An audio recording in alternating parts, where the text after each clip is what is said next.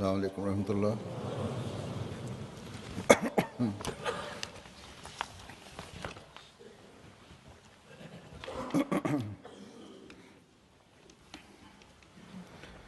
अशहदु अल्ला इलाहा इल्लल्लाह वहदहु ला शरीका लहु وأشهد أن محمدا عبده ورسوله أما بعد فأعوذ بالله من الشيطان الرجيم بسم الله الرحمن الرحيم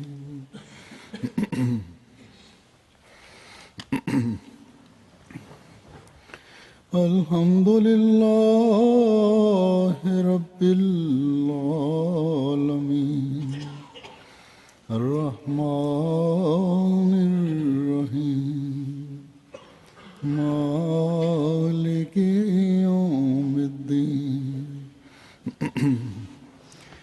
إياك نعبد وإياك نستعين اهدنا الصراط المستقيم صراط الذين أنعمت عليهم غير المغضوب عليهم ولا الضالين.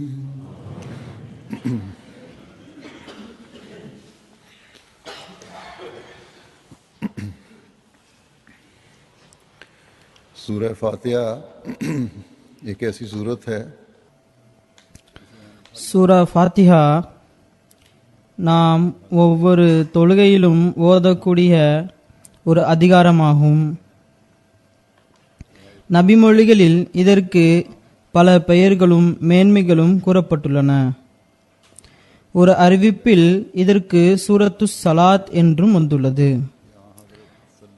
ஹஜரத் அபு ஹுரைரா ரலியல்லாஹு தஆலா அன்ஹு அறிவிக்கின்றார்கள், ஹஜ்ரத் நபிகள் நாயகம் ஸல்லல்லாஹு அலைஹி வஸல்லம் அவர்கள் கூறினார்கள், அல்லாஹு தஆலா கூறுகின்றான், நான் சலாத்தை அதாவது சூரா ஃபாத்தியாவை எனக்கும் அடியானுக்கும் பாதி பாதியாக பிரித்துள்ளேன். அதாவது இந்த சூராவின் பாதி பகுதியில் இறை பண்புகள் எடுத்துரைக்கப்பட்டுள்ளன. மேலும் பிற பாதி பகுதியில் அடியானுக்கு வேண்டிய துவாக்கள் கூறப்பட்டுள்ளன. ஆக இதுதான் இதன் முக்கியத்துவமாகும். தொழக்கூடிய ஒவ்வொருவரும் எப்பொழுதும் இதனை கண்முன் நிறுத்த வேண்டும். அல்லாஹு தாலா உடைய பண்புகளின் மீதும் கவனம் செலுத்தியவாறு அதிக அளவு அதிலிருந்து பலன் பெறுவதற்கு முயற்சி செய்ய வேண்டும். மேலும் இதில் கூறப்பட்டுள்ள துவாக்களின் பக்கமும் கவனம் செலுத்தி துவாவிலிருந்து பயன்பெறுவதற்கு ஒவ்வொரு தொழுகையிலும் ஒவ்வொரு ரகாத்திலும் மிகவும் கவனத்துடன் ஓத வேண்டும். இதேபோன்று இந்த விஷயத்தையும் கவனத்தில் கொள்ள வேண்டும். அதாவது ஹஜரத் மஸீஹ் மவ்ஊத் அலைஹிஸ்ஸலாத்து வஸ்ஸலாமுடைய காலமாகிய இந்த காலத்துடனும் இந்த அதிகாரத்திற்கு அதிக தொடர்பு உள்ளது. பழைய வேதங்களிலும் இதனை பற்றி கூறப்பட்டுள்ளது. சூரா ஃபாத்தியாவுடைய கருத்துக்களும் ஹஜ்ரத் மஸீஹ் மவ்ஊத் அலைஹிஸ்ஸலாத்து வஸ்ஸலாமுடைய காலத்தின் அருட்கள், அதனை பெறுவது, மேலும் இக்காலத்தின் தீமைகள், வழிகேட்டிலிருந்து தவிர்ந்திருப்பது போன்றவற்றின் பக்கம் சுட்டி காட்டுகின்றது. ஆக இந்த வகையில் இன்றைய காலத்து முஸ்லிம்கள் மத்தியில் இதற்கு மிகப்பெரிய முக்கியத்துவம் இருக்க வேண்டும். ஆனால் துரதிர்ஷ்டவசமாக முஸ்லிம் உலமாக்கள் சமுதாயத்தை எந்த அளவு தன்வசப்படுத்தி உள்ளார்கள் என்றால், மேலும் எந்த அளவு அவர்களுடைய சிந்திக்கும் திறனை அழித்து விட்டார்கள் என்றால், பெரும்பான்மையானவர்கள் இதன் பக்கம் கவனம் செலுத்துவதற்கு தயாராகவே இல்லை. இதன் காரணமாக முஸ்லிம்கள் இதனை சிந்திப்பதே இல்லை. ஆனால் அல்லாஹ்வின் அருளால் சிந்தனை செய்யக்கூடிய, கவனம் செலுத்தக்கூடிய, மசீஹ் மற்றும் மெஹதியின் அவசியத்தை புரியக்கூடிய ஒரு கூட்டமும் உள்ளது. ஆக இந்த மௌலவிகளின் கைகளில் உள்ள இந்த மக்களை இந்த பெயர்தாங்கி உலமாக்களும் மௌலவிகளும் தீமை மற்றும் வழிகேட்டின் பக்கம் அழைத்து செல்கின்றனர். வேதனையுள்ள உள்ளம் கொண்ட ஒவ்வொரு முஸ்லிமும் இந்த விஷயத்தை வெளிப்படுத்துகின்றனர். அதாவது தீமைகள், இணை வைத்தல் மற்றும் வழிகேட்டிற்கான காலம் நடந்து கொண்டிருக்கின்றது. மேலும் இது எல்லா இடங்களிலும் பரவுவதை நம்மால் பார்க்க முடிகிறது. இதனை விளக்குவதற்கு இறைவனுடைய சிறப்புமிகு அடியார் தோன்றுவது அவசியமாகும். இந்த உணர்வு இவர்களிடம் இருக்கத்தான் செய்கிறது. இவர்கள் அந்த அடியார் வந்துவிட்டாரா என தேடவும் வேண்டும். நிச்சயமாக இறைவனுடைய அந்த சிறப்புமிகு அடியார் தோன்றிவிட்டார். ஆனால் நான் கூறியது போன்று பெரும்பாலர் உலமாக்களின் பின்னால் சென்றவாறு அவரை ஏற்க மறுக்கின்றனர் அல்லது பயத்தினால் ஏற்க மறுக்கின்றனர். ஆக உலமாக்களும் மக்களும் இறைவன் புறமிருந்து நேர்வழியினை நாட வேண்டும். தனது பிடிவாதத்தினை விட்டுவிட வேண்டும். எவ்வாறாயினும் நமது பணி தூது செய்தியினை எட்ட வைப்பதாகும். இன்ஷா அல்லாஹ் தஆலா நாம் அதனை எட்ட வைத்துக் கொண்டே செல்வோம். தமது பணியை செய்து கொண்டே செல்வோம்.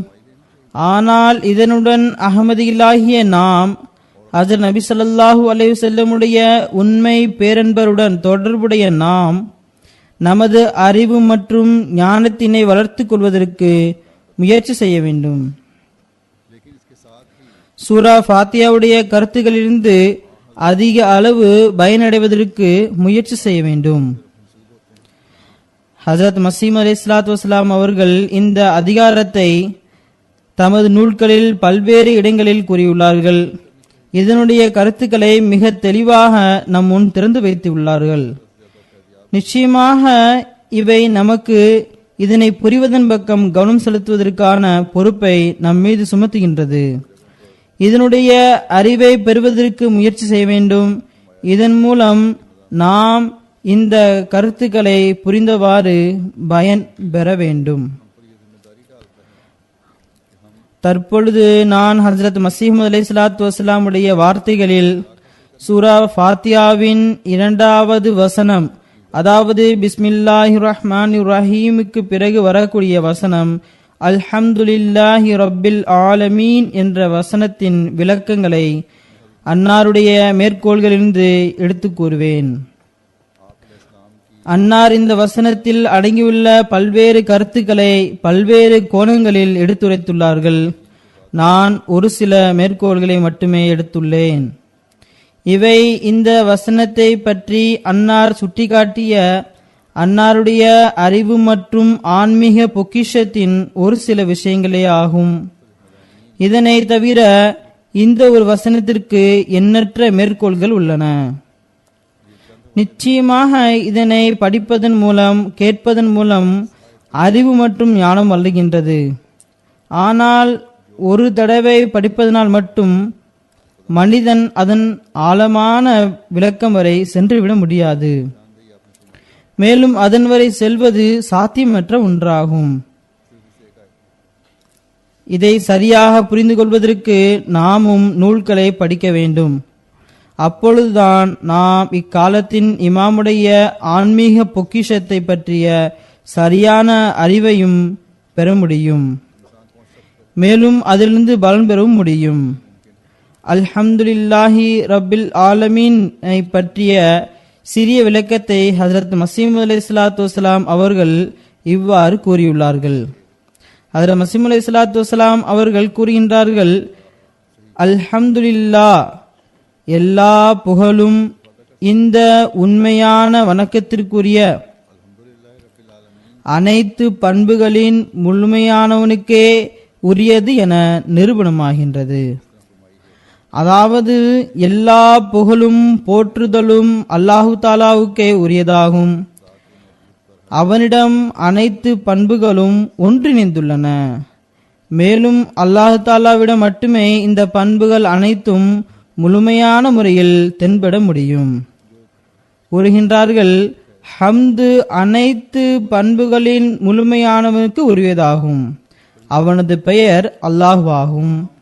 நாம் இதற்கு முன்னரும் கூறியுள்ளோம், திருக்குரானின் மரபுப்படி அல்லாஹ் என்பது உண்மையான வணக்கத்திற்குரியவனும் அனைத்து பண்புகளின் முழுமையானவனும் எந்தவித குறைபாடும் இல்லாத தூய்மையான அந்த இறைவனின் பெயர் ஆகும். அவன் எல்லா விதமான பண்புகளின் தொகுப்பு ஆவான். அனைத்து விதமான குறைபாடு பலகீனம் தகாதவற்றிலிருந்து அவன் தூய்மையானவன் ஆவான். வஹ்தஹு லா ஷரீக் ஆவான். அவன் ஒருவன் ஆவான், இணையற்றவன் ஆவான். அவன் நன்மைகளின் ஊற்று ஆவான். எல்லா விதமான பலன்களும் அவனிடமிருந்தே பிறக்கின்றன. ஏனென்றால் இறைவன் தனது தூய வேத நூலாகிய திருக்குரானில் தனது பெயராகிய அல்லாவை மற்ற அனைத்து அழகிய பண்புகளின் தொகுப்பாக கூறியுள்ளான். அதாவது அல்லாஹு தாலாவுடைய அனைத்து பண்புகளும் இதில் அடங்கிவிட்டன என்பதாகும். அல்லாஹ் என்ற ஒரு பெயரில் அல்லாஹ்வுடைய மற்ற அனைத்து பண்பு பெயர்களும் அடங்கியுள்ளன. எந்த இடத்திலும் மற்ற பெயருக்கும் இவ்வளவு மேன்மையை வழங்கவில்லை. முழுமையான பண்புகளின் தொகுப்பாக அவன் உள்ளதால், அதாவது முழுமையான முறையில் அனைத்து பண்புகளையும் கொண்டதினால் அல்லாஹ் என்ற இந்த பெயர் மற்ற அனைத்து பண்புகளுக்கும் அது சான்றாக விளங்குகின்றது. ஏனென்றால் அவன் அனைத்து பெயர்களின் பண்புகளின் தொகுப்பு ஆவான். ஆகையால் இதன் கருத்து அவன் அனைத்து முழுமையான பண்புகளை உடையவனாவான் என்பதாகும். அல்லாஹு தாலாவுடைய பெயராகிய அல்லாஹ் என்ற வார்த்தையில் எல்லா விதமான பண்புகளும் முழுமையான முறையில் ஒன்றிணைந்து உள்ளன. கூறுகின்றார்கள், ஆக அல்ஹம்துலில்லாஹ்வுடைய அர்த்தத்தின் சாராம்சம் என்னவென்றால், புகழுரையின் எல்லா வகைகளும், அவை வெளிப்படவையான புகழ்ச்சியானாலும் மறைமுகமான புகழ்ச்சியானாலும் தனிச்சிறப்புகளை கொண்டவையாயினும் இயற்கை அற்புதங்களை கொண்டவையாயினும் அவை யாவும் அல்லாஹ்வுக்கு மட்டுமே சொந்தமானவையாகும். இதில் வேறு எவரும் இணையில்லை. மேலும் ஓர் அறிவாளியின் அறிவு எத்தனை உண்மையான புகழுரைகளை மற்றும் முழுமையான மேன்மைகளை சிந்திக்க முடியுமோ, அதாவது அறிவுள்ளவர்கள் சிந்திக்கக்கூடிய எல்லை அளவு ஒருவருடைய புகழும் முழுமையான மேன்மையும் எவ்வளவு உயர்வாக தோன்ற முடியுமோ, அல்லது சிந்தனையாளரின் சிந்தனையில் தோன்ற முடியுமோ, அவை அனைத்தும் அல்லாஹ்விடம் உள்ளது. மேலும் மனித அறிவு இறைவனிடம் இல்லாத ஒரு சிறப்பு உண்டு என்று சாட்சியளித்து, மேலும் துரதிருஷ்டமான மனிதரை போன்று அந்த சிறப்புகளிலிருந்து அல்லாஹ் பேரழிந்தவன் ஆவான் என்று ஒருபோதும் கூறவே முடியாது. இது சாத்தியமற்றதாகும். அதாவது மனிதனுடைய அறிவு இந்த சிறப்பம்சம் ஒன்று உள்ளது, ஆனால் அல்லாஹ் துரதிருஷ்டவசமான மனிதனை போன்று அதை இழந்து இருக்கின்றான் என்று ஒருபோதும் கூறவே முடியாது. கூறுகின்றார்கள், எந்த அறிவாளியும் இறைவனிடம் தென்படாத எந்த ஒரு மேன்மையையும் எடுத்துக் கூறவே முடியாது. மனிதனுடைய சிந்தனை எல்லைக்குட்பட்டதாகும். அவனால் அதுவரை செல்ல முடியாது. அந்த பண்புகளை மனித அறிவால் சூழ்ந்து கொள்ள முடியாது. கூறுகின்றார்கள், மனிதனால் எந்த அளவு சிறப்புகளை சிந்திக்க முடியுமோ அவை அனைத்தும் அவனிடம் இருக்கின்றன. இறைவன் தன்னிலும் தனது பண்புகளிலும் புகழ்ச்சிகளிலும் ஒட்டுமொத்தமான முழுமை தன்மையையும் பெற்றவனாவான்.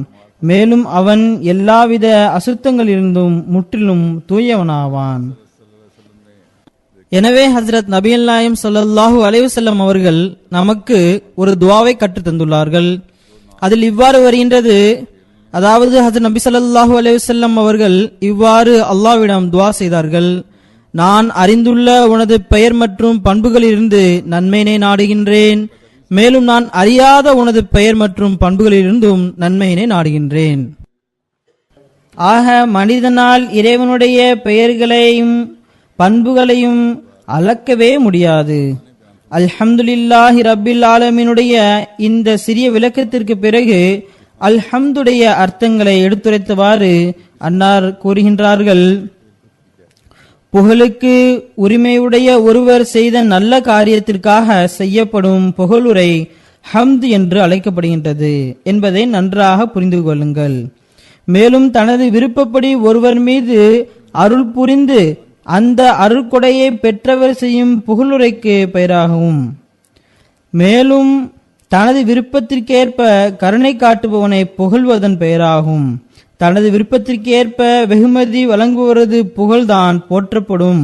மேலும் இறைவனது விருப்பத்திற்கு ஏற்ப கருணை காட்டுபவரது புகழ் பாடப்படும். ஏனெனில் இறைவனது விருப்பமே செல்லுபடியாகின்றது. உண்மையான புகழ் அனைத்தும் எல்லா விதமான பலன் மற்றும் ஒளியின் உறைவிடமாக உள்ளவனுக்கே உரியதாகும். மேலும் நன்றாக உணர்ந்து ஒருவர் மீது கருணை புரிபவனுக்கே உரியதாகும்.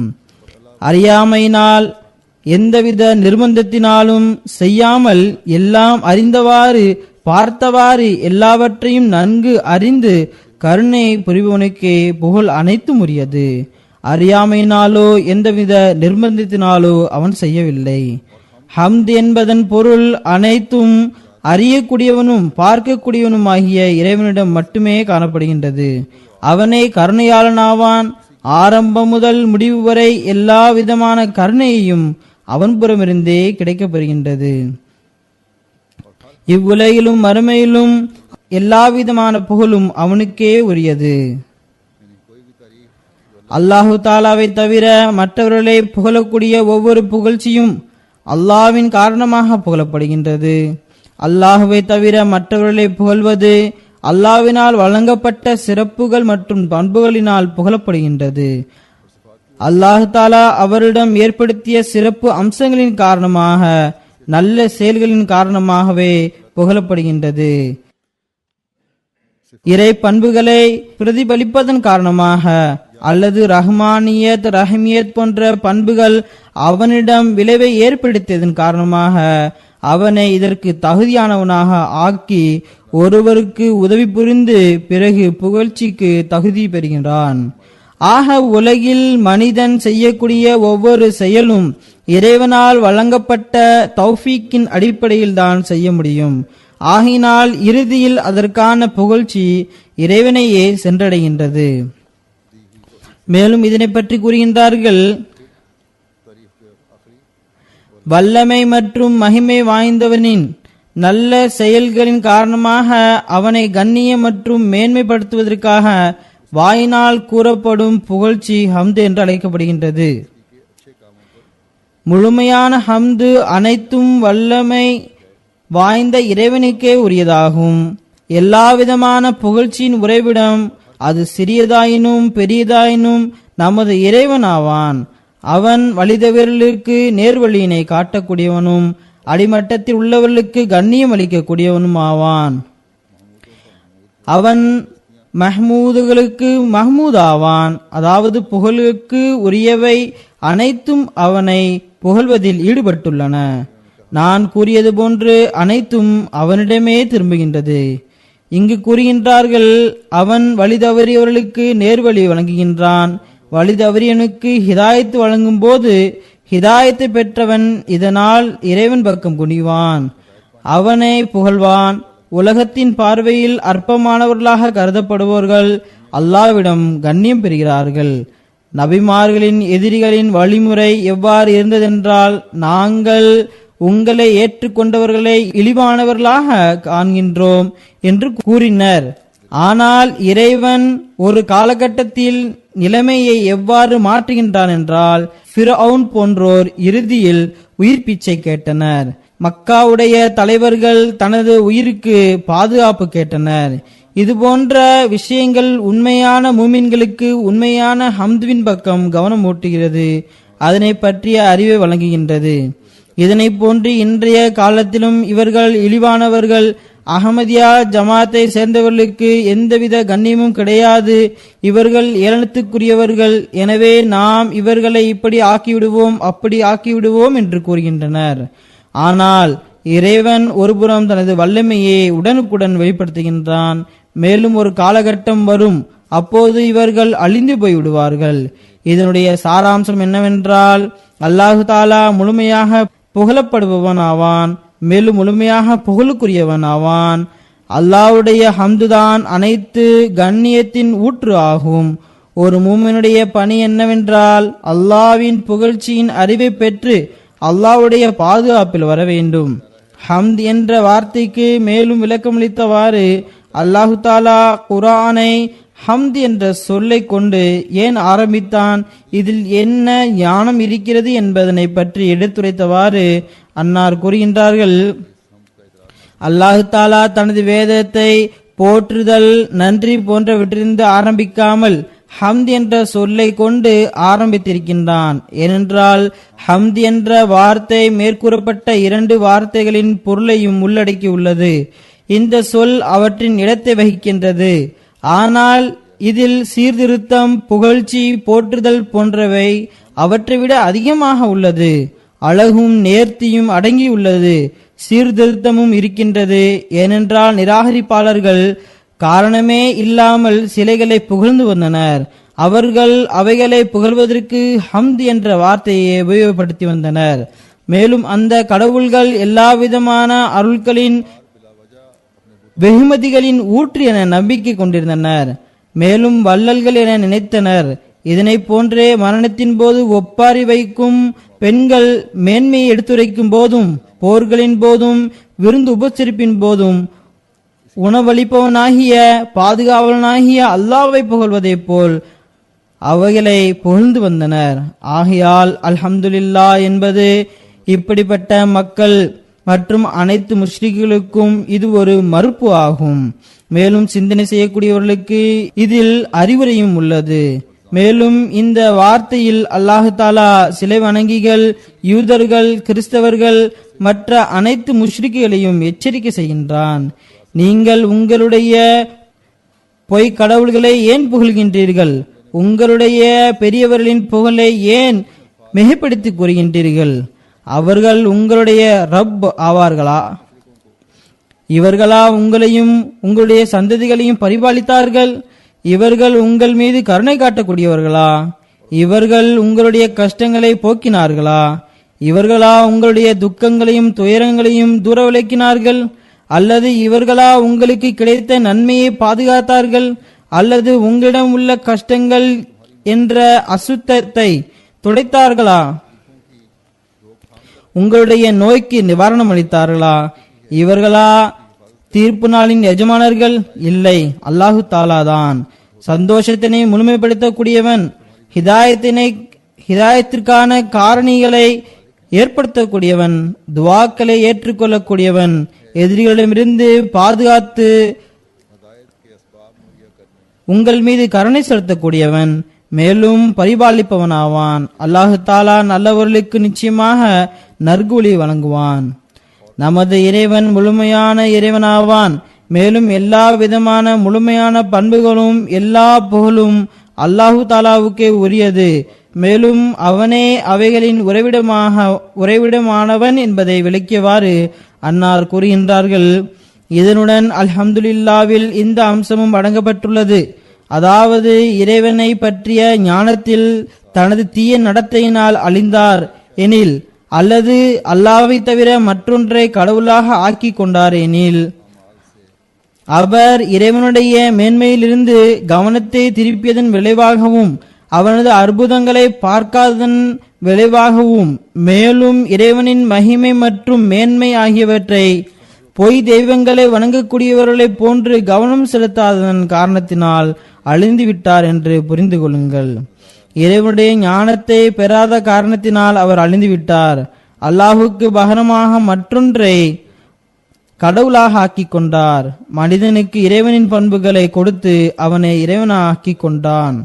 இறைவனுடைய அடையாளங்கள் அவனுக்கு முன்பு முழுமையாக வராமல் மறைந்து விட்டன என்றால், அல்லது மற்றொன்றை அல்லாஹ்வுக்கு எதிராக கடவுளாக ஆக்கி கொண்டார் என்றால், அப்படிப்பட்ட மனிதரின் முடிவு அழிவு ஆகும். கூறுகின்றார்கள், நீங்கள் கிறிஸ்தவர்களை பார்ப்பதில்லையா? அவர்களுக்கு தௌஹீதின் பக்கம் அழைப்பு விடுக்கப்பட்டது. அவர்களை இதே நோய்தான் அழிவிற்குள்ளாக்கியது. அவர்களை வழிகெடுக்கக்கூடிய நவ்ஸ், தவறு செய்ய தூண்டக்கூடிய ஆசைகளும் இந்த வழிகேடான பாதையினை அழகுபடுத்தி காட்டியது. அவர்கள் ஒரு தாழ்மையான அடியானை கடவுளாக ஆக்கிக் கொண்டனர். வழிகேடு மற்றும் அறிவின்மையின் மதுவை அருந்தினார்கள். இறைவனுடைய மேன்மை மற்றும் அவனுடைய தனி பண்புகளை மறந்துவிட்டனர். அவனுக்கு மகன் மகள் போன்றோரை ஏற்படுத்தினர். ஒருவேளை அவர்கள் இறைவனுடைய பண்புகள் மற்றும் கண்ணியத்தின் பக்கம் உற்று நோக்கினார்கள் என்றால் அவர்களுடைய அறிவு தவறு செய்திருக்காது. அவர்கள் அழிவிற்கு உள்ளானவர்களாக ஆகியிருக்க மாட்டார்கள். ஆக இந்த இடத்தில் அல்லாஹு தாலா இதன் பக்கம் கவனமுட்டிருக்கின்றான். அதாவது இறை ஞானத்தினை பற்றிய விஷயங்களில் தவறுகள் நடைபெறாமல் தடுக்கக்கூடிய விதிமுறை என்னவென்றால் அவனது மேன்மையின் பக்கம் முழுமையாக கவனம் செலுத்த வேண்டும். மேலும் அவனுக்கு ஏற்ற பண்புகளை தேட வேண்டும். அவனது பண்புகளை பற்றிய அறிவை பெற வேண்டும். அதனை தேட வேண்டும். அந்த பண்புகளை திரும்ப திரும்ப நினைவு கூற வேண்டும். அவை ஒவ்வொரு பௌதீக பொருட்களிலிருந்து சிறந்ததாகும். அவன் தனது செயல்களின் மூலம் தனது பண்புகளை நிரூபித்து காட்டியுள்ளான். அதாவது அவனது ஆற்றல், அவனது சக்தி, அவனது வெற்றி, மேலும் அவனது வல்லல் தன்மை ஆகியவற்றை புரிந்து கொள்ள வேண்டும். இதுவே அவனுக்கு ஏற்ற புகழாகும். ஆக இந்த விஷயங்களை கவனத்தில் கொள்ளுங்கள். கவனமற்றவர்களாக இருக்காதீர்கள். மேலும் படைப்பாற்றல், ருபூபியத் அனைத்தும் அல்லாஹ்வுக்கே உரியது என்பதை நினைவில் கொள்ளுங்கள். ரஹ்மானியத் அனைத்தும் அல்லாஹ்வுக்கே உரியதாகும். ரஹீமியத் அனைத்தும் அல்லாஹ்வுக்கே உரியதாகும். தீர்ப்பு நாளின் அனைத்து அதிகாரமும் அல்லாஹ்வுக்கே உரியதாகும். எனவே மனிதனே, நீ உன்னை பரிபாலிப்பவனாகிய இறைவனுக்கு கட்டுப்படுவதற்கு மறுக்காதே. ஓர் இறைவனை வணங்கக்கூடிய முஸ்லிம்களில் ஒருவனாகிவிடு. பிறகு இந்த வசனத்தில் அல்லாஹு தாலா இதன் பக்கமும் கவனமூட்டுகின்றான். முதலில் அவனிடம் இருந்த பண்புகள் அழிந்து பிறகு வேறொரு புதிய பண்புகளை மேற்கொள்வதோ, தனது மகத்துவத்தில் மாற்றங்கள் உண்டாக்கக்கூடியவனோ அல்லது அவனிடம் ஏதாவது குறைபாடுகள் உண்டாவதோ, குறைபாடுகள் ஏற்பட்ட பிறகு சிறப்புகள் பெறுவது ஆகியவற்றிலிருந்து தூய்மையானவன் ஆவான். அதாவது எந்தவித குறைபாடும் அவனிடம் ஏற்பட முடியாது. ஆகையால் இந்த சிறப்பு அவனிடம் தோன்றிவிட்டது என்ற பேச்சுக்கே இடமில்லை. ஏனென்றால் அவனிடம் உள்ள அனைத்துமே சிறந்ததாகும். அவனிடம் முன்னதாக ஏதோ குறைபாடு இருந்தது, தற்போது மேன்மை வந்துவிட்டது என்பது கிடையாது. மாறாக ஆரம்பம் முதல் முடிவு வரை வெளிப்படை மற்றும் அந்தரங்கம் ஆகியவற்றின் நிரந்தரமாக ஹம்துகள் நிரூபணமாகிவிட்டது. எவர் ஒருவர் இதற்கு மாற்றமாக கூறுவாரோ அவர் உண்மையை விலகி காஃபிராகிவிட்டார். ஆக அல்லாஹு தாலா அனைத்து குறைகளிலிருந்தும் தூய்மையானவனாவான். எவர் ஒருவர் அவனது பண்புகளை பற்றி சரியான ஞானம் பெற மாட்டாரோ அவர் அழிவின் குழியில் விழுகிறார். முன்பிருந்த சமுதாயங்களின் அழிவு இதனால் தான் ஏற்பட்டது. அவர்கள் இறைவனுடைய பண்புகளை சரியாக அடையாளம் கண்டுகொள்ளவில்லை. மேலும் சந்தேகத்தில் மூழ்கிவிட்டனர். அவர்கள் கண்டறிந்தாலும் மறந்துவிட்டார்கள். முஸ்லிம்களுக்கு அவருடைய இறைவனுக்குத்தான் அனைத்து புகழும் உரியது என்ற போதனை செய்யப்பட்டுள்ளது. இதனை எடுத்துரைத்தவாறு கூறுகின்றார்கள், அல்ஹம்துலில்லாஹி என்ற வார்த்தையில் முஸ்லிம்களுக்கு போதனை வழங்கப்பட்டுள்ளது. அதாவது அவரிடம் உங்களுடைய இறைவன் யார் என்று கேட்கப்பட்டால் அப்போது ஒவ்வொரு முஸ்லிம்கள் மீதும் கடமை என்னவென்றால் அவர்கள் எங்களுடைய இறைவன் எல்லா புகழுக்கும் உரியவனாவான் என பதிலளிக்க வேண்டும். மேலும் அவரிடம் இல்லாத எந்த ஒரு மேன்மையும் வல்லமையும் இல்லை. ஆகையால் நீங்கள் மறக்கக்கூடியவர்களாகி விடாதீர்கள். ஆக அல்ஹம்துலில்லா என்று வெறும் வாயளவில் கூறினால் மட்டும் போதாது. எப்பொழுதெல்லாம் அல்ஹம்து என கூறப்படுமோ அப்போது எனக்கு ஒரு இறைவன் இருக்கின்றான், அவனை நான் வணங்குகின்றேன் என்ற கவனம் ஏற்பட வேண்டும். மேலும் அவன் நான் எதற்காக வணங்குகின்றேன் என்றால் அவன் எனது ரப் ஆவான், அவன் எனது அல்லாஹ் ஆவான் என்பதனாலாகும்.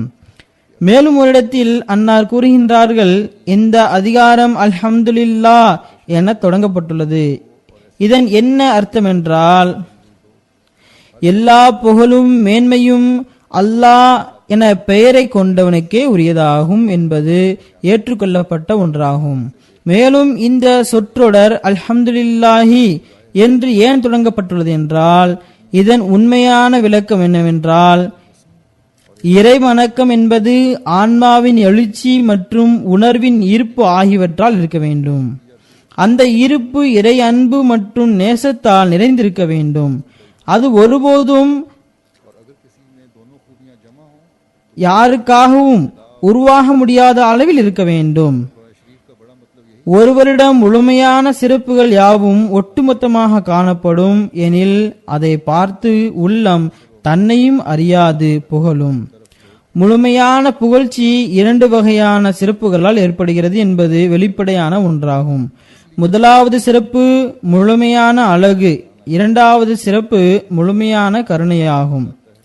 அதாவது யாரிடமாவது அழகு இருக்குமென்றால் அப்பொழுது புகழப்படுகின்றது, அல்லது யார் மீதாவது கருணை காட்டினால் அப்பொழுதும் புகழப்படுகின்றது.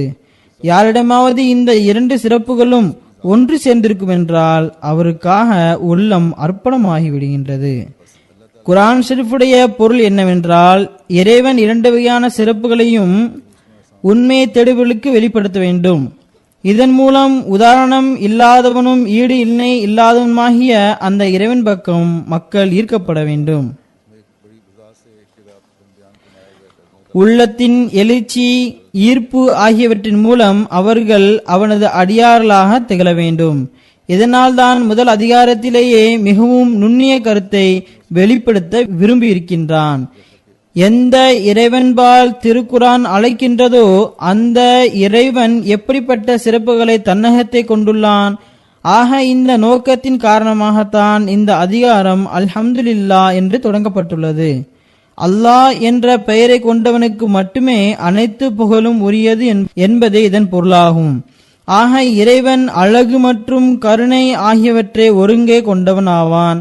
ஆகையால் அல்ஹம்துலில்லாஹ் என்று தொடங்கப்பட்டுள்ளது.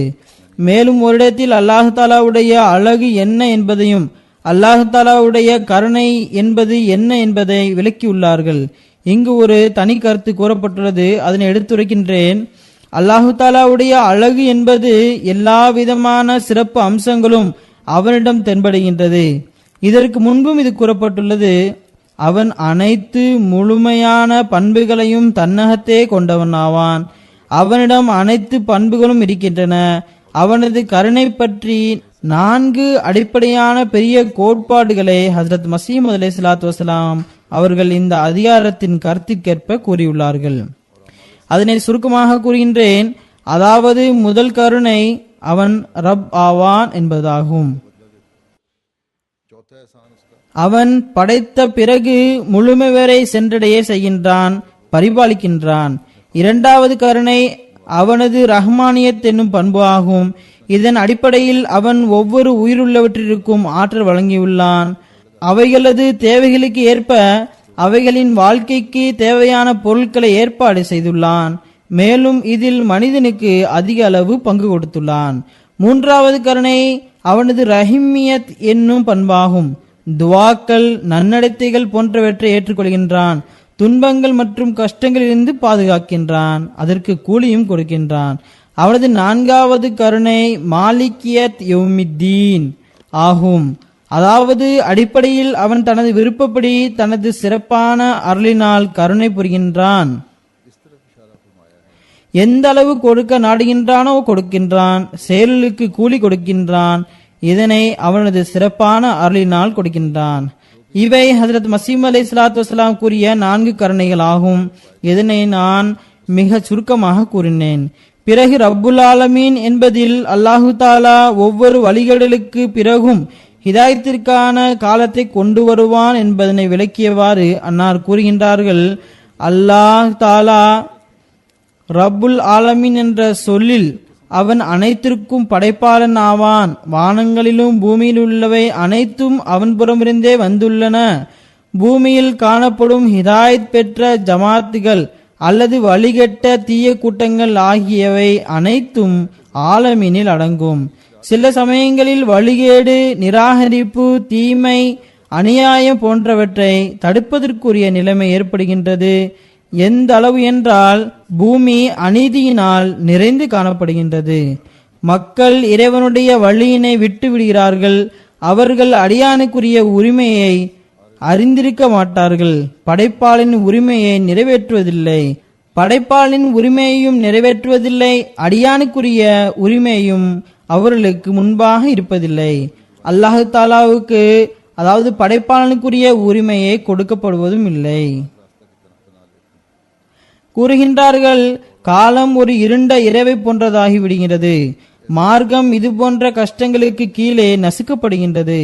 பிறகு அல்லாஹு தாலா வேறொரு உலகத்தை கொண்டு வருகின்றான். அப்பொழுது இந்த பூமி பழைய பூமியிலிருந்து ஒரு புதிய பூமியாக மாறிவிடுகின்றது.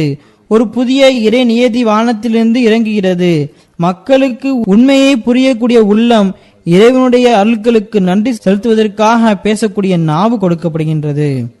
அப்பொழுது அவர்கள் தனது ஆன்மாக்களை இறை வழியில் செல்லக்கூடிய பாதைகளாக ஆக்கிக் கொள்வார்கள். மேலும் அச்சம் மற்றும் நம்பிக்கையுடன் அவன் பக்கம் வருகிறார்கள். வெட்கத்தினால் குனிந்திருக்கக்கூடிய பார்வைகளுடனும் மேலும் கிபிலாவின் பக்கம் முகம் திருப்பியவாறு பற்றுறுதியில் உச்சினை தட்டக்கூடிய உறுதிப்பாட்டுடனும் வருகின்றார்கள். ஹஜ்ரத் மஸீஹ் அலைஹிஸ்ஸலாத்து வஸ்ஸலாம் அவர்கள் இங்கு இறைவன் மற்றொரு உலகை கொண்டு வருவான் என்றும் பூமி மற்றொரு பூமியாக மாறிவிடும் என்றும் கூறியுள்ளார்கள். ஹஜ்ரத் மஸீஹ் அலைஹிஸ்ஸலாத்து வஸ்ஸலாம் அவர்கள் கஷ்ஃப் காட்சியில் கண்டார்கள். அன்னார் கூறுகின்றார்கள், நாம் கஷ்ஃபில் புதிய பூமியையும் புதிய வானத்தையும் உருவாக்கியுள்ளோம். பிறகு வாருங்கள், இப்பொழுது மனிதர்களை படைப்போம் என்றேன். அந்த காலத்தில் இதனை கேட்ட மௌலவிகள், இவர் இறைவன் என தன்னை வாதிக்கிறார் என கூச்சலிட்டனர். அன்னார் கூறுகின்றார்கள், இது இறைவனுக்கான வாதம் கிடையாது. மாறாக இதன் பொருள், இறைவன் எனது கையின் மூலமாக ஒரு புரட்சியை ஏற்படுத்துவான். இதன் மூலமாக வானமும் பூமியும் புதிதாக ஆகிவிடும். உண்மையான மனிதர்கள் பிறப்பார்கள். அவர்கள் இறைவனின் தூய்மையினை அழகிய முறையில் எடுத்துரைப்பார்கள். அவனை வணங்குவார்கள். அடியானுக்குரிய உரிமையை நிறைவேற்றக்கூடியவர்களாக இருப்பார்கள். படைத்தவரின் உரிமையை அடையாளம் கண்டு கொள்ளக்கூடியவர்கள் ஆவார்கள். அன்னார் கூறுகின்றார்கள், வெட்கத்தினால் குனிந்திருக்கக்கூடிய பார்வைகளுடனும் மேலும் கிபலாவின் பக்கம் முகம் திருப்பியவாறு அடிமைத்தனத்தின் உச்சினை தட்டக்கூடிய உறுதிப்பாட்டுடன் வருவார்கள். மனிதனுடைய வழிபடுதலுக்கான உரிமையை எவ்வாறு அதனுடைய உரிமை நிறைவேற்றுவார்கள், அதன் உச்சத்தில் உரிமை நிறைவேற்றுவார்கள். இப்படிப்பட்ட நேரத்தில் அவர்களின் தேவை ஏற்படுகின்றது. விஷயம் வழி தவறி விடுகிறது. அப்போது நிலைமை மாறுவதால் மக்கள் மிருகங்களை போன்று ஆகிவிடுகின்றனர். அப்பொழுது இறைவனுடைய அருள் மற்றும் இறைவனுடைய உதவி இருளை ஒழிக்கக்கூடிய ஒரு மனிதரை வானத்திலிருந்து உருவாக்க வேண்டும் என்று எதிர்பார்க்கின்றது. மேலும் இப்லீஸ் ஏற்படுத்திய கூடாரங்களையும் கட்டிடங்களையும் அழித்துவிட வேண்டும் என்று எதிர்பார்க்கின்றது. அப்பொழுது ரஹ்மானாகிய இறைவன் புறமிருந்து ஒரு இமாம் தோன்றுகின்றார். அவர் ஷைத்தானிய படைகளுடன் போரிடுவார். நான் இதற்கு முன்பு கூறியது போன்று ஹஜரத் மஸீஹ் அலைஹிஸ்ஸலாத்து வஸ்ஸலாம் அவர்கள் கஷ்ஃபில் இவ்வாறு கண்டார்கள். கூறுகின்றார்கள், இந்த இரண்டு அதாவது இந்த ரஹ்மானிய படைகளும் ஷைத்தானிய படைகளும் ஆயுதங்களுடன் களமிறங்கிறார்கள். ஒரு ரஹ்மானிய படையும் ஒரு ஷைத்தானிய படையும் இருக்கும். இவை இரண்டுக்கும் இடையில் போர் நடைபெறும். எவருக்கு இரண்டு கண்கள் கொடுக்கப்பட்டுள்ளதோ அவரே இதனை காண்பார்.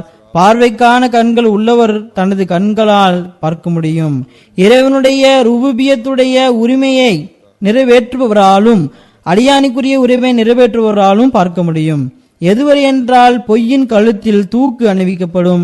பொய்யின் காணல் நீர் போன்ற ஆதாரங்கள் அழிந்துவிடும். அப்பொழுது அந்த இமாம் எதிரிகள் மீது எப்பொழுதும் வெற்றி பெற்றவராகவும் மற்றும் ஹிதாயத் பெற்ற மக்களுக்கு உதவியாளராகவும் விளங்குவார். ஹிதாயத்தின் கொடியை உயர்த்துவார். பரிசுத்தவான்களின் நேரங்களையும் கூட்டங்களையும் உயிர்ப்பிக்கக்கூடியவராக விளங்குவார். பரிசுத்தம், நன்மை, தக்வா போன்ற விஷயங்களில் அவருடைய அதிக நேரம் செலவாகும். அல்லாஹு தாலாவை பற்றிய பேச்சுகள் நடைபெறும். இபாதத்துகளை பற்றிய பேசப்படும்.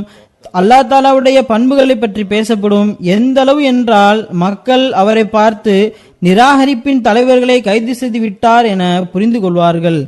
அவர்களை கட்டி போட்டு விட்டார் என்று புரிந்து கொள்வார்கள்.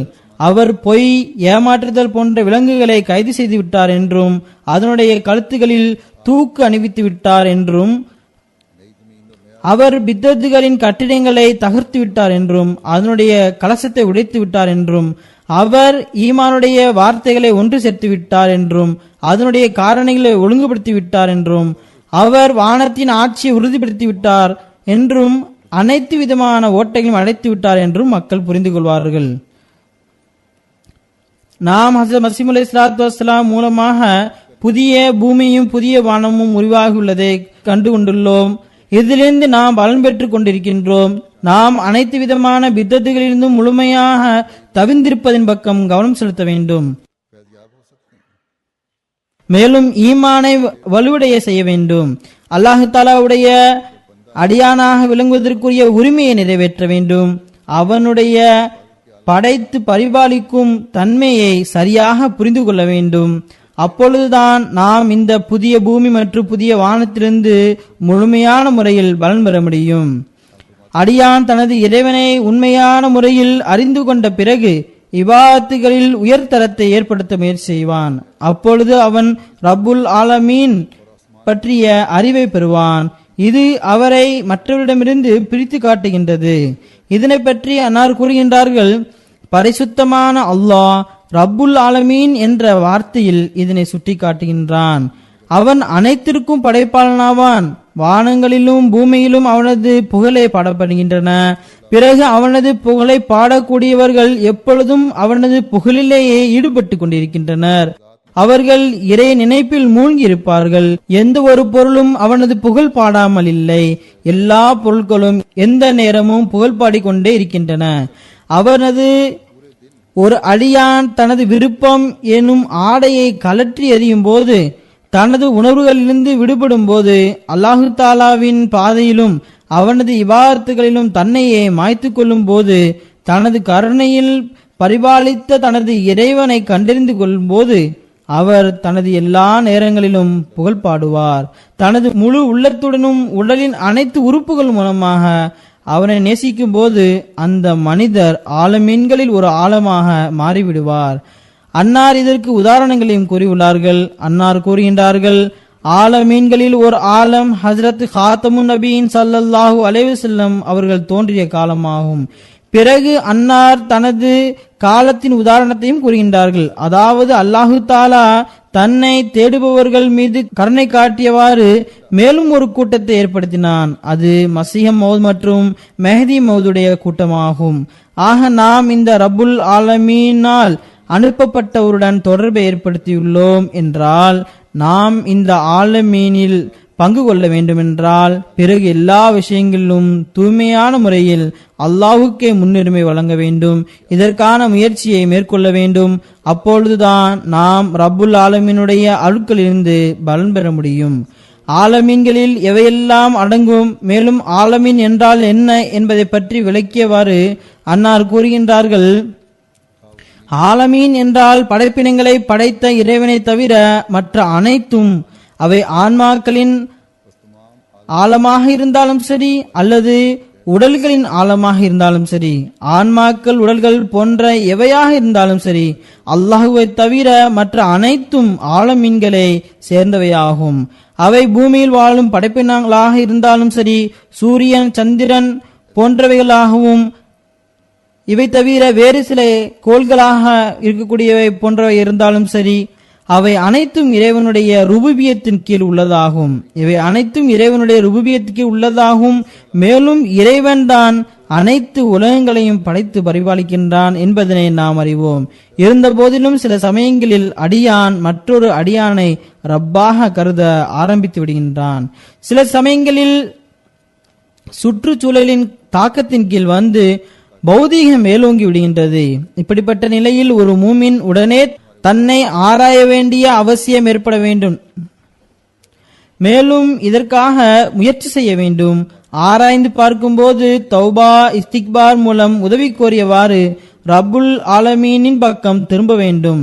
இதனால் எந்த புதிய பூமியில் நாம் வாழ்கின்றோமோ, மேலும் எந்த புதிய வானத்தின் கூரை நமக்கு மேல் உள்ளதோ அதிலிருந்து நாம் பயன்பெற முடியும். பௌதீக தேவைகளுடன் ஆன்மீக தேவைகளையும் அல்லாஹு தாலா நிறைவேற்றுகின்றான் என்பதனை ரப்புல் ஆலமீனின் விளக்கத்தில் அன்னார் இவ்வாறு கூறுகின்றார்கள். இறைவன் அனைத்து உலகத்திற்கும் இறைவனாவான். அவன் எவ்வாறு பௌதீக தேவைகள் மற்றும் தர்பியத்திற்கான சாமான்களையும் பொருட்களையும் எந்தவித பாகுபாடு இன்றி அனைத்து வித படைப்பினங்களுக்காக ஒட்டுமொத்தமாக படைத்துள்ளானோ, மேலும் நமது போதனையின்படி அவன் ரப்புல் ஆலமீன் ஆவான். அவன் தானியங்கள், காற்று, நீர், ஒளி போன்ற பொருட்களை அனைத்து படைப்பினங்களுக்காகவும் பொதுவாக படைத்துள்ளானோ, இதனை போன்றே அவன் ஒவ்வொரு காலகட்டத்திலும் ஒவ்வொரு சமுதாயத்திற்கும் சீர்திருத்தத்திற்காக அவ்வப்போது சீர்திருத்தவாதிகளை அனுப்பி கொண்டே இருக்கின்றான். இதனை பற்றி திருக்குர்ஆனில் வருகின்றது, வ இன் மின் உம்மத்தின் இல்லா ஹலாஃபிஹா நசீர். ஆக அனுப்பி கொண்டே இருக்கின்றான் என்றால் இக்காலத்திலும் அனுப்பியுள்ளான். அல்லாஹு தாலாவுடைய அருள் ஒரு குறிப்பிட்ட சமுதாயத்துடன் மற்றும் சிறப்புக்குரியது கிடையாது என்பதனை ரப்புல் ஆலமீனுடைய விளக்க உரையில் அன்னார் கூறுகின்றார்கள். அல்லாஹ் திருக்குர்ஆனில் இந்த ஆயத்தை கொண்டுதான் தொடங்கியிருக்கின்றான். அது சூரா ஃபாத்தியாவில் அல்ஹம்துலில்லாஹி ரப்பில் ஆலமீன் என்பதாகும். அனைத்து விதமான தூய்மையான பண்புகள் இறைவனுடன் தொடர்புடையதாகும். அவன் அனைத்து உலகிற்கும் ரப்பாவான். ஆலம் என்ற சொல்லில் எல்லா பல்வேறு சமுதாயங்களும் பல்வேறு காலகட்டங்களும் பல்வேறு நாடுகளும் அடங்கியிருக்கின்றன. இந்த ஆயத்துடன் தான் திருக்குர்ஆன் தொடங்கப்பட்டுள்ளது. இது உண்மையில் அந்த சமுதாயங்களுக்கு, அதாவது இறைவனுடைய பொதுவான ருபூபியத் மற்றும் அருளை தனது சமுதாயம் வரை மட்டுமே ஆகும் என கருதக்கூடிய மக்களுக்கு, அவர்கள் மற்ற சமுதாயங்களை அவர்கள் இறைவனுடைய அடியார்களாக கருதுவதில்லை. மற்ற சமுதாய மக்களை படைத்து குப்பை போன்று தூக்கி எறிந்து விட்டான், அல்லது அவர்களை மறந்து விட்டான், அல்லது அவர்களை படைக்கவில்லை என கருதக்கூடிய மக்களுக்கு இந்த ஆயத் ஒரு மறுப்பு ஆகும். எவ்வாறு ரப்புல் ஆலமீன் பௌதிக முன்னேற்றத்திற்கு தேவையானவற்றை படைத்தானோ, அதே போன்று ஆன்மீக முன்னேற்றத்திற்கு தேவையானவற்றையும் படைத்துள்ளான். இது அவனது ருபூபியத் ஆகும். எவர் ஒருவர் இதனை மறுப்பாரோ அவர் அல்லாஹு தாலாவுடைய ருபூபியத் என்ற பண்பை மறுப்பவராவார். ஆக சூரா ஃபாத்தியாவை படித்தும் பிறகு மசீஹ் அலைஹிஸ்ஸலாத்து வஸ்ஸலாமை மறுக்கக்கூடிய மக்களும் சிந்திக்க வேண்டும். மேலும் நான் கூறியது போன்று மசீஹ் அலைஹிஸ்ஸலாத்து வஸ்ஸலாமுடன் பைய செய்த பிறகு நமது ஆன்மீகத்திலும் தக்வாவிலும் முன்னேறக்கூடிய மக்களாக நாம் ஆக வேண்டும். அதற்கான முயற்சிகளை செய்ய வேண்டும். பிறகு அன்னார் கூறுகின்றார்கள், ஹம்து என்ற வார்த்தையில் இன்னொரு அம்சமும் உள்ளது. அது என்னவென்றால், அல்லாஹு தாலா கூறுகின்றான், எனது அடியார்களே, எனது பண்புகளின் மூலம் என்னை கண்டறியுங்கள், மேலும் எனது சிறப்புகளின் மூலம் என்னை கண்டறியுங்கள். நான் குறைகள் உடையவர்களை போன்றவன் இல்லை. எனது ஹம்துடைய தரம் மிகைப்படுத்தி அதிகப்படியாக புகழக்கூடியவரை விட அதிகமானதாகும். நீங்கள் என்னிடம் காணப்படாத புகழுக்கு தகுதியான பண்புகளை வானங்களிலும் பூமியிலும் தேடினாலும் கிடைக்காது. நீங்கள் எனது புகழுக்கு தகுதியான பண்புகளை என்ன நினைத்தால் உங்களால் ஒருபோதும் அதனை எண்ண முடியாது. நீங்கள் இதற்காக எவ்வளவுதான் உயிரை கொடுத்து சிந்தனை செய்தாலும் சரியே, தனது பணியில் மூழ்கி கிடப்பவர்களை போன்று இந்த பண்புகளை தேடுவதில் எவ்வளவு கஷ்டத்தை மேற்கொண்டாலும் சரி, ஆழமாக சிந்தனை செய்யுங்கள். என்னிடம் இல்லாத ஏதாவது ஒரு புகழுக்குரிய பண்பு தென்படுகிறதா? அவ்வாறு நீங்கள் நினைத்தால் நீங்கள் என்னை கண்டறியவில்லை என்பதாகும். நீங்கள் குருடர்களை சேர்ந்தவர்கள் ஆகுவீர்கள். மாறாக நான் நிச்சயமாக எனது பண்புகள் மற்றும் சிறப்புகள் மூலமாக அறியப்படுவேன். அதாவது அவனது புகழுக்குரிய பண்புகள் மற்றும் சிறப்புகள் மூலம் அவன் கண்டறியப்படுகின்றான். மேலும் எனது அடைமலை எனது அருள்கள் என்ற மேகத்தால் அறியப்படுகின்றது.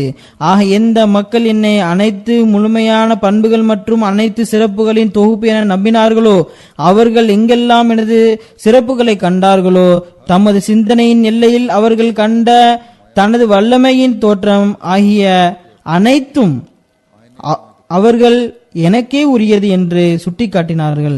அவர்களது அறிவிலும் பார்வையிலும் தென்பட்ட கண்ணியத்தை, அவர்களது சிந்தனையில் கண்ணாடியில் தென்பட்ட ஒவ்வொரு வல்லமையையும் அவர்கள் என்னுடையது என்றே சுட்டிக்காட்டினார்கள். ஆக இவர்கள்தான் எனது ஞானத்தின் வழியில் நிலை பெற்று இருப்பவர்களாவர். உண்மை அவர்களுடன் இருக்கின்றது. இவர்கள்தான் வெற்றி பெறக்கூடியவர்களாவார்கள். இறைவன் உங்களை பாதுகாப்பாக வைப்பானாக. எழுங்கள், அல்லாஹுடைய பண்புகளை தேடுவதில் ஈடுபடுங்கள். அறிவாற்றல் படைத்தவர்கள், சிந்தனை திறன் பெற்றவர்களைப் போன்று இதில் ஆழ்ந்து சிந்தனை செய்யுங்கள். மிகவும் சிறந்த முறையில் அலசி ஆராயுங்கள். சிறப்புகளின் ஒவ்வொரு பிரிவிலும் ஆழ்ந்து கவனியுங்கள். இந்த உலகின் உட்புறத்திலும் வெளியிலும் ஒரு பேராசை கொண்டவர் தனது ஆசைகளை பெறுவதற்காக தேடுவதைப் போன்று தேடுங்கள். ஆக நீங்கள் இதனுடைய முழுமையான சிறப்புகளை அடையும் போது, அதனுடைய நறுமணத்தை அடையும் போது நீங்கள் அவனை அடைந்தவர்களாய் ஆகிவிடுவீர்கள். இது எப்படிப்பட்ட ரகசியம் என்றால், ஹிதாயத்தை தேடக்கூடியவர்களிடம் மட்டும்தான் இது வெளிப்படும். ஆக உங்களுடைய ரப் உங்களுடைய தலைவன் ஆவான். அவன் முழுமையானவனாவான். எல்லா விதமான பண்புகளின் முழுமையும் எல்லா விதமான புகழின் தொகுப்பும் ஆவான். இதனை சூரா ஃபாத்தியாவில் கவனம் செலுத்தக்கூடியவர் மட்டும்தான் கண்டறிவார். மேலும் வேதனை நிறைந்த உள்ளத்துடன் இறைவனிடம் உதவி கோருவோர்தான் இதனை பெறுவார்கள். இறைவனுடன் உடன்படிக்கை செய்யும் போது தனது எண்ணங்களை களப்பற்றதாக ஆக்கி கொண்டு உடன்படிக்கை செய்யக்கூடியவர்கள், மேலும் தனது நப்சை எல்லா விதமான போட்டி போராமையிலிருந்து தூய்மைப்படுத்தக்கூடிய மக்களுக்கு இந்த சூறாவின் வாசல்கள் திறக்கப்படும். அவர்கள் உடனே பார்வை பெற்றவர்களாக ஆகிவிடுவார்கள். ஆக நான் ஏற்கனவே கூறியது போன்று ஹஜ்ரத் மஸீஹ் அலைஹிஸ்ஸலாத்து வஸ்ஸலாமுடைய பையத்தின் கீழ் வந்த பிறகு இந்த தரத்தை பெறுவதற்கு நாம் எப்பொழுதும் தேடிக்கொண்டே இருக்க வேண்டும். மேலும் அந்த தரத்தினை சென்றடைய வேண்டும். சூரா ஃபாத்தியாவுடைய சிந்தனையும் மேலும் முழு குர்ஆனை சிந்தனை செய்து ஆராயக்கூடிய வழிகளும் ஹஜ்ரத் மஸீஹ் அலைஹிஸ்ஸலாத்து வஸ்ஸலாம் அவரின் வழிகாட்டல்கள் மற்றும் போதனையின் மூலமாகத்தான் நமக்கு கிடைக்கப்பெறும். அல்லாஹ் தஆலா ஹஜ்ரத் மஸீஹ் அலைஹிஸ்ஸலாத்து வஸ்ஸலாமுடைய விருப்பத்திற்கேற்ப இறைவனுடைய பண்புகளை பற்றிய அறிவை பெற்று நமது வாழ்வை அவனது போதனையின்படி நடத்துவதற்கு முயற்சி செய்யக்கூடிய மக்களாக நம்மை ஆக்குவானாக. இன்று நான் தொழுகைக்கு பிறகு 2 காயிப் ஜனாசாக்களை தொழ வைப்பேன். முதல் ஜனாசா மதிப்பிற்குரிய மர்ஹூம் மௌலானா அஹமது கான் நசீம் சாஹிபுடைய மனைவி மதிப்பிற்குரிய ஃபத்தேஹ் பேகம் சாஹிபா அவருடைய ஜனாசாவாகும். மௌலானா சாஹிப் ரபுவாவின் லோக்கல் அடிஷனல் நாசிர் இஸ்லாம் இர்ஷாதாக இருந்தார்கள். இவர் இறந்து பல நாட்கள் ஆகின்றது. இவரது மனைவி பிப்ரவரி 4ஆம் தேதி மரணமடைந்தார்கள். இன்னா லில்லாஹி வ இன்னா இலைஹி ராஜிஊன்.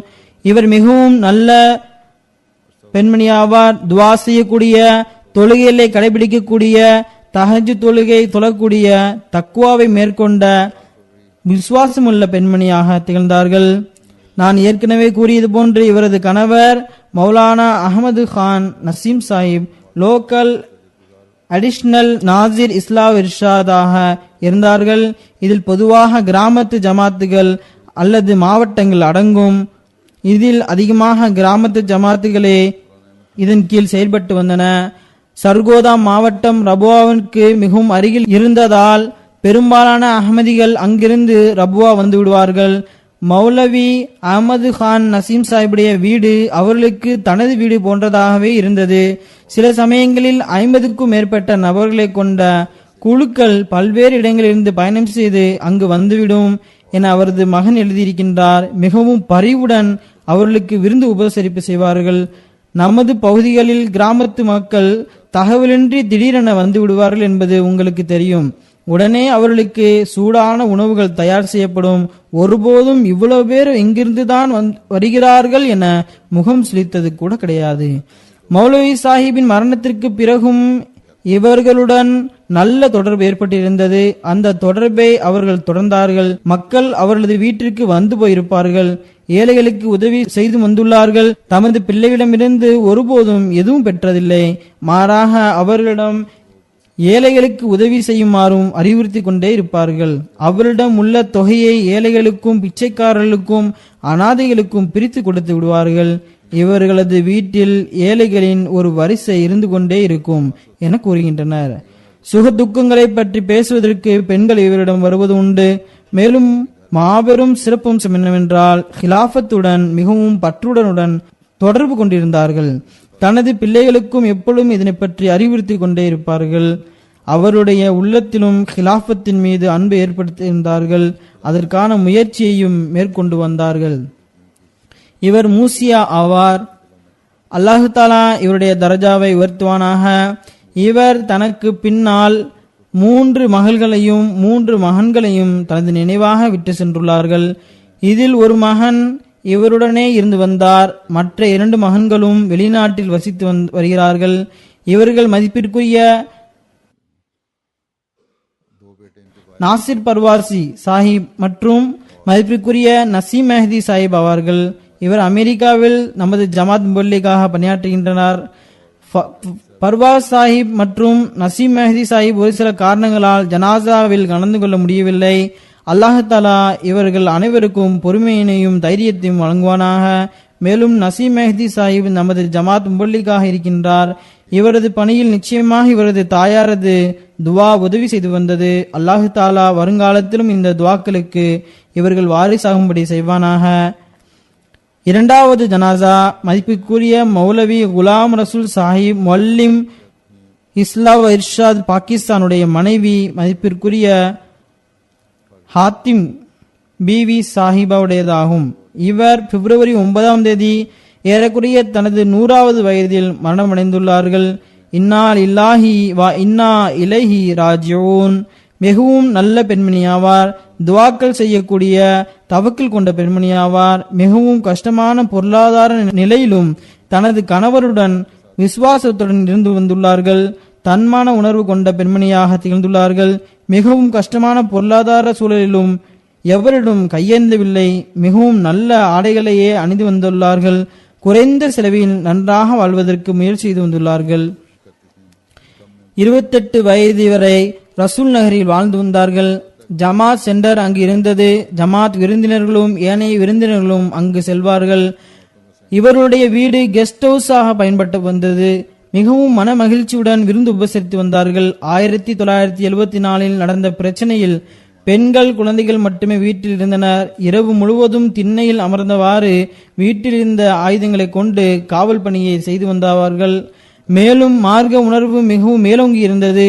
அப்பொழுது நடந்த குழப்பங்களின் போது மக்கள் அவர்களிடம், உங்களது வீட்டிற்கு வெளியில் அஹமதியா லைப்ரரி என பேனர் உள்ளது, அதனை எடுத்து விடுங்கள் என்று கூறினார்கள். அதில் மசீமது அலைஹிஸ்ஸலாத்து வஸ்ஸலாமுடைய மேற்கோளும் எழுதப்பட்டிருந்தது.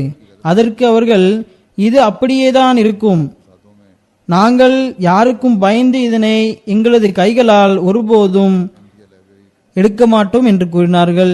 மேலும் லெஜ்னாவுடைய சதர் மற்றும் செக்ரட்டரியாக 1947 முதல் 1975 வரை தொண்டாற்றினார்கள்.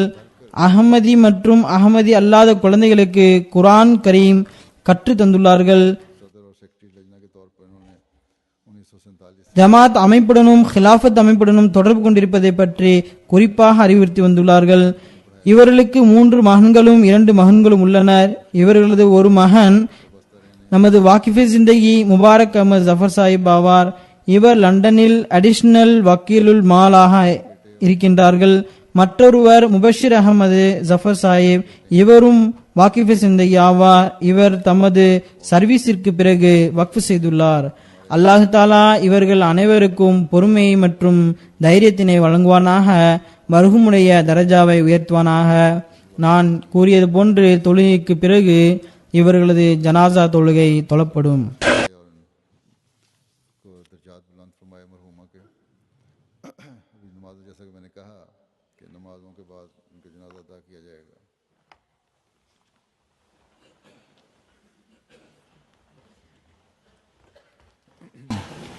Alhamdulillah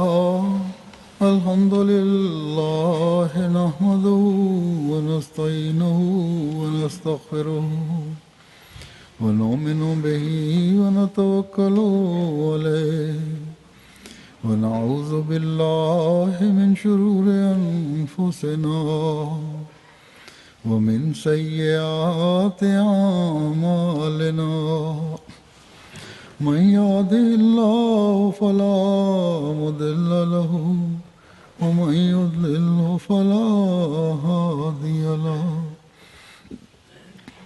ونشهد أن لا إله إلا الله ونشهد أن محمدا عبده ورسوله. عباد الله رحمكم الله إن الله